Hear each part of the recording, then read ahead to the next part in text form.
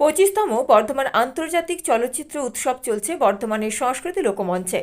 এখানে দেখানো হচ্ছে দেশ বিদেশের কয়েকটি সাড়া জাগানো ছবি। 4 তারিখ এই উৎসবের উদ্বোধন করেন প্রখ্যাত চলচ্চিত্র পরিচালক শেখর দাস। উপস্থিত ছিলেন পূর্ব বর্ধমান জেলার সভাধিপতি শ্যামাপ্রসন্ন লোহার, সহকারী সভাধিপতি গার্গী নাহা, 2 কর্মাধ্যক্ষ শান্তনু কোনার, বিশ্বনাথ রায়, চলচ্চিত্র চর্চা কেন্দ্রের সভাপতি ডক্টর ষোড়শী মোহন দা এবং অঞ্জন দত্তের ছেলে। উদ্বোধন করে শেখর দাস জানান, আগের চেয়ে বড় পর্দায় দর্শক কমেছে, তবু ভালো ছবির কদর করার মানুষ আছেন, তাই আশা হারালে চলবে না। আন্তর্জাতিক চলচ্চিত্র উৎসবের উদ্বোধনী ছবি ছিল এখনও রিলিজ না হওয়া সিনেমা অঞ্জন দত্তের চালচিত্র এখন। কাল ওই আমার নাটকের রিহার্সাল আছে। নীরবতার বিরুদ্ধে যুদ্ধ ঘোষণা করি, চারিদিকের বৃহৎ নিষ্ক্রিয়তার বিরুদ্ধে একটা মানে আবিষ্কার করি। আমি নীরব দর্শক নই, আমি ঢুকে পড়ি, আমি বলি এটা খুব ভালো করো তোমরা।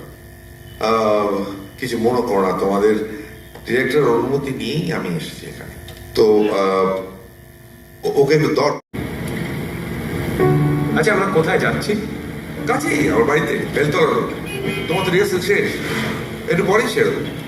আমি মারাত সালের নাটকটা কেন করছি, একটা বাংলা মৌলিক নাটক কেন করছি না? আগে ব্যাচেলর এবং চাকরি টাকা দিয়েছে বলে না, মানে প্রবলেমটা কোথায় হচ্ছে? তোমার হচ্ছে না ফিউ শাখা, বাট শুভ ইজ নট সাব ও সিপিএম। ঠিক আছে, আমি সিবিএম, তার সঙ্গে নাটকের কি আছে? যে ফিল্ম সোসাইটি যা ভালো সিনেমা দেখানোর জন্য তৈরি হয়েছিল আজ থেকে অনেক বছর আগে 1947-48 সালে, আজও বেশ কিছু মানুষ ভালো সিনেমা দেখাতে চান শহরতলিতে। সেটা আমার নিজের ব্যক্তিগতভাবে খুব ভালো লাগে। সেই জন্যে আমরা সঙ্গে সঙ্গে রাজি হয়ে যাই, কারণ ছবিটা কলকাতার বাইরে কেউ দেখেনি। কলকাতায় তার নন্দনে একমাত্র দেখানো হয়েছে। আমিও বিশেষভাবে খুব আগ্রহী, 1 নম্বর। 2 নম্বর হচ্ছে অঞ্জন আসার কথা হচ্ছিল, কিন্তু আজ থেকে ওর শুটিং শুরু হয়েছে। ফলে অঞ্জনের একমাত্র সন্তান নীল দত্ত এখানে আছে। নীল এই ছবির সঙ্গে যুক্ত থ্রুআউট। সঙ্গীত পরিচালক তো বটেই, ইনফ্যাক্ট আমি ওকে ঠাট্টা করেই বলি সহ প্রযোজক, সহ পরিচালক, কারণ এই ছবির কোনো প্রযোজক অ্যাজ সাচ নেই। এটা ওরা বাড়ি থেকেই করেছে। সঙ্গে সায়ন লিড চরিত্র করেছে। এই ছবির নায়ক বলতে গেলে সলমান খানের সঙ্গে কোনো মিল নেই যদিও, কিন্তু অঞ্জন যখন চালচিত্র বলে যে ছবিটি আসছে 1980-তে হয়েছিল, তখন অঞ্জনের চেহারা এইরকমই ছিল। আমিও এরকম রোগাই ছিলাম। এখন চেহারাটা যা হয় বয়স হয়ে গেলে। তো সেই চালচিত্রকে স্মরণ করেই চালচিত্র এখন ছবিটি করা। হ্যাঁ, আমি তো দেখো, আমি তো বর্ধমানে যাতায়াত করছি বহুকাল, নানা কারণে, ছাত্র জীবন থেকে। আমার নিজের ছবি মহুলমণি সেরেং, কালের রাখাল সব দেখানো হয়েছে। এই হল তো ভর্তি, তখন যদিও এত সাজানো হল ছিল না। এবারে এসেছি বন্ধুবর অঞ্জন দত্তর চালচিত্র এখন নিয়ে, বিশেষ করে মৃণাল সেনকে কেন্দ্র করে ছবি। এটা অঞ্জনের খুব ব্যক্তিগত একটি ট্রিবিউট, সম্মান জানানো আর কি। তো কিছু করার নেই, কালের যাত্রায় অনেক কিছু শুকিয়ে যায় নদীর মতো। চলচ্চিত্র নতুনভাবে নতুন দিকে বয়ে চলেছে, কিন্তু ফিল্ম সোসাইটির তো একটা রোল আছে। তারা যে এখনও কাজ করে চলেছেন বর্ধমানের মতো একটা সংস্কৃতিবান শহরে, সেটা আমার খুব ভালো লাগছে।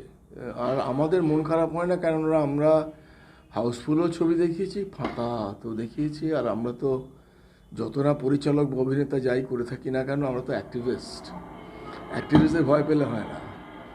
যেমন 2টি লোকের মাঝেও বক্তৃতা করতে হয়, সিনেমাও দুজনের সামনে দেখাতে হয়, থিয়েটারও সেইভাবেই করেছি। হোপফুলি নতুনভাবে নতুন কিছু হবে। তো আজকে আমি সেসবই থাকবো, সময়কে ধরা হয়েছে তো সেই জন্য আর কি। আগামী দিনে কি এই চলচ্চিত্র মানে বড় চলচ্চিত্র, এর চরিত্র কি বদলাবে কোথাও কি? না, সকলেই পৃথিবী জুড়ে ভাবছে যে সিনেমাকে কিভাবে আবার হলের মধ্যে ফিরিয়ে আনা যায়। তার ব্যবস্থা হচ্ছে। হলিউড 3 ঘন্টা করে ছবি করছে।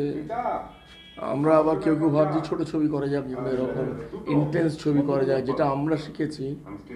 আমি খুব হোপফুল আসলে যে আবার কিছু হবে আর কি। আচ্ছা, এই ছবিটা সম্পর্কে বেশ আলোচনা শোনা যাচ্ছে, ছবিটা সম্পর্কে কিছু বলুন। ছবিটা আসলে হয়েছে কি, চালচিত্র বলে একটি ছবি হয়েছিল 1980 সালে, যতদূর মনে পড়ছে। সেটা তখন আমি, অঞ্জন, আমরা তখন থিয়েটার করতাম। তো মৃণালদা ওকে কাস্ট করেছিল লিড রোলে। আমারও ইনসিডেন্টলি ওখানে রোল ছিল। দুর্ঘটনার কারণে আমি পুরোটা করতে পারিনি, ছোট হয়ে গেছে চরিত্র, কাটতে হয়েছে। তো সেইটাকে মনে রেখে অঞ্জনের দীর্ঘ প্রায় 40 বছরের যে মৃণাল সেনের সঙ্গে যে পাশাপাশি থাকা, ছাত্র হিসেবে, বন্ধু হিসেবে, ভ্রাতৃতুল্য, গুরু হিসেবে, সেই শ্রদ্ধাটা এই ছবিতে জানিয়েছে। একদিক থেকে এটা খুব ব্যক্তিগত ছবি, আর একদিক থেকে হচ্ছে যে কোনো ভালো ছবির যে গুণ সেটা আছে, সেটা হচ্ছে যে একটা সময়কে ধরার চেষ্টা করে। তো ভালো ছবি একটা সময়কে ধরার চেষ্টা আছে। সেই সময়ের যে প্রশ্নগুলো তোলার, তরুণদের মধ্যে যে প্রশ্ন খেলা করে, সেই প্রশ্নগুলো এখানেও আছে। অনেক প্রশ্ন নিরসন আজও হয়নি, হয়তো এখানেও হবে না। আমি চাই দর্শক কিরমভাবে রিয়াক্ট করেন শুনবো আর কি, তারপর অঞ্জনকে হয়তো জানাবো। ঠিক আছে।